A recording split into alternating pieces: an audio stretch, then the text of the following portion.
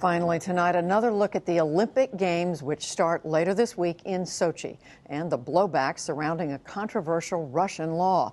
Jeff is back with that story.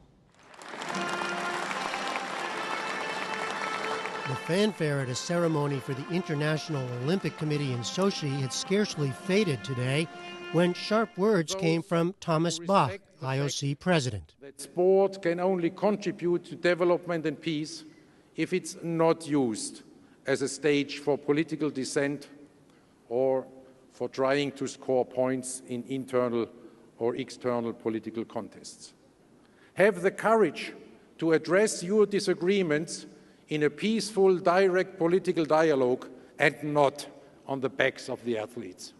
It was a clear shot at national leaders who've shunned the Games over Russia's ban on so-called gay propaganda. In the extreme, we had to see a few politicians whose contribution to the fight for a good cause consisted of publicly declining invitations they had not even received. Bach did not name names, but President Obama is among those staying away. Instead, he's sending 3 openly gay athletes: tennis star Billie Jean King, figure skater Brian Boitano, and hockey player Caitlin Cahow. The furor began last June when Russian lawmakers adopted a law they said was essential to protect the young. It outlaws the spreading of information aimed at forming non-traditional sexual attitudes among children, attractiveness of non-traditional sexual relations, and a distorted perception of social equality between traditional and non-traditional sexual relations. The statute sparked outrage around the world.